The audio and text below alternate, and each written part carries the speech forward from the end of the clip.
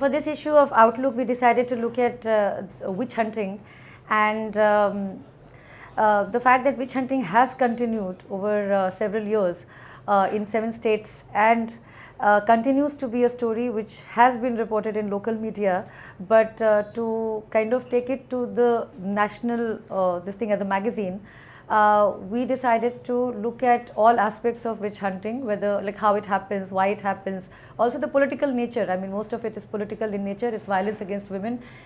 We will call it war against women actually, because it is a war against women, and various factors like, capitalism, the whole transition from a feudal based society to capitalism, and how that has impacted this kind of indigenous methods of healing, and how these women were branded as witches, the land question, the property question, and all kinds of things. And Abhik Bhattacharya is with us, and he has been at the forefront of reporting on the ongoing witch huntings in Jharkhand, which is the state where we wanted to kind of go to look at this issue. The other thing is the most of the times people ask us how the story ideas come for us, and in the emergence of this story idea, there was just a single photo which we saw in our last trip in Jharkhand, in Bishnupur block. There was a house, and I still remember that house, and it was a hut almost, and on the walls of the hut it was written, "Yahan Dayan rehti hai."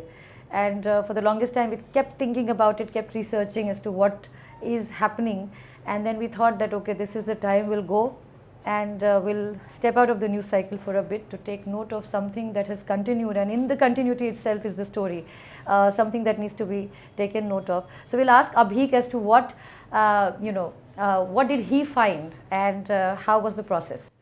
Yeah, so thank you. Actually, the thing is, as you rightly pointed out, that whole thing has been going on for long. If we go by the NCRB data, then from 2000 to 2016, more than 2,500 cases of murders have been registered. But the most interesting part is all of these murders that have been registered, only those come to the national headline. But as you rightly pointed out, this whole issue, we wanted to look at those to those interiors where the witches are being branded, but no cases are registered, nothing happens over there. So while we started our very journey, we just primarily did some research that where the brandings are happening, and when we reached there, the situation was totally different. I just want to first, before I say anything, I just want to point out a few areas that were the major, I can say the major reasons we can cite for the witch hunting. Number one is definitely it's a war against women. That is because most of the people we have met, yes, there are male witches, we agree there are male witches, but most of the numbers, they are women. Yeah. And in this case, we have found more than, if data is concerned, then more than 90% are women. It's also very underreported. I mean, Exactly. like there's no legal Exactly. situation over there. Most of these cases go under this IPC section, which is Exactly, different sections. Yeah. Like whenever somebody is murdered, then it's IPC 302, otherwise grievous injury. So even after having this specific law, prevention of witch hunt practices law, even after that, there is no solution. because the That's punishment why. is very Yeah, punishment is very Yeah. fragile. It's 6 months imprisonment and just up to 2,000 rupees fine. Yeah. So this is very so while what I was saying that it's a war against women, because most of the cases the women are either single women or widows. Even in the case of married women, there are something that a sort of these women are extremely assertive. They are not following and conforming to the social norms and rules. They are not normative. So in these cases, we mostly find these things happening. So apart from that, the major reason that even in our issue we have mentioned the medical aspect. Yeah. That as per there is no proper medical facilities in different interior parts. There are data that you can go through whenever you will look at the issue. That in Jharkhand specifically, as per most of the interior regions don't have hospitals, other health facilities, people actually rely on ojhas. There are 3 stages, I just want to explain this. There are 3 stages. One are ojhas, those who primarily can be called herbal healers. They just give sort of herbal medicines. And primarily people go to them with a sort of supposedly, I'm just giving a small story, then it will be better to understand. That supposedly a family member is ill, and now this family has some sort of animosity with a neighboring family, and then that family member doesn't know where to go and what to do. After that, they will take that sick person to the Ocha. Ocha will primarily give some sort of herbal medicines.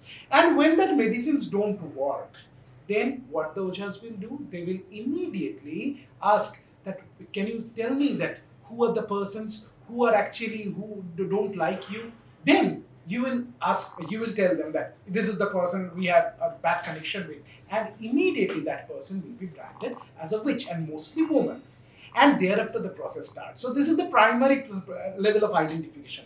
Now the secondary stage. Then the villagers will hold meetings. They will just arrange a sort of gram sabha sort of meetings. They will immediately ask them, tu mara hai isko. So these are the things they will ask, and that woman mostly will deny.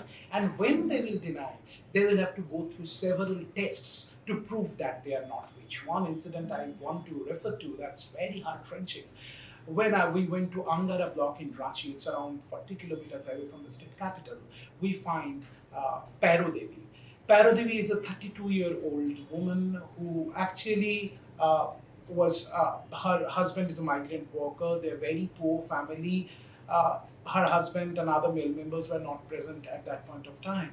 What Pairo Devi and her family members were going through for around 7 nights, there were regularly stones falling on their roof. And what happened that they decided to get some help from the other neighbors who were there, the male members. They then said, तुम लोग ही डायन हो, इसके लिए तुम्हारे घर पे पत्थर गिर रहा है. Then what happened? They were being taken. They had been asked. They were asked that you have to prove that you are not a witch. For that, they had been taken to a nearest temple. Water had been boiled in big tubs, and they had been asked to put their hands within that boiling water to prove that you are not witch. So they had been given 2 options. The first one, if you put your hands, then it is proved that you are not witch, and if you don't put your hands, then you are branded as a witch, and then we will take our decision. So they had no way to do it. So in this context, Pairo Devi had to put her hand. Pairo Devi's daughter, I will not name her. Pairo Devi's daughter, then she was just 11 years old. When Pairo Devi's mother was being asked to put her hands, her daughter could not tolerate it. She jumped in. 11 years old child put her hands into the boiling water. When we met Pairo and family, then the burns were actually healed, but the injuries were not. It was there, continuing. It was a traumatic situation for them.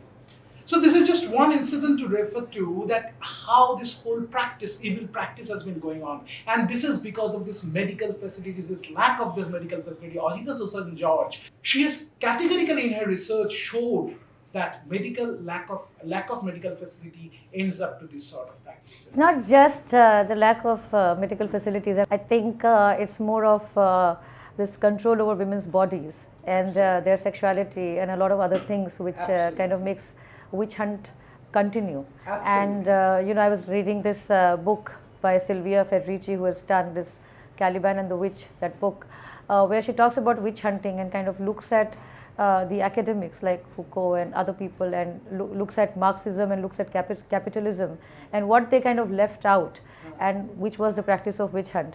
So she basically talks about this whole thing of the transition from feudal society to capitalism, and how capitalism, because of the fact that they were looking only at these means of production or something, the reproductive ability of women, and that's why this whole thing of like not going with these healing practices that these women were used to, like the indigenous women, because of their dependence on nature and things like that, and they were repositories of that kind of knowledge which didn't work for the establishment.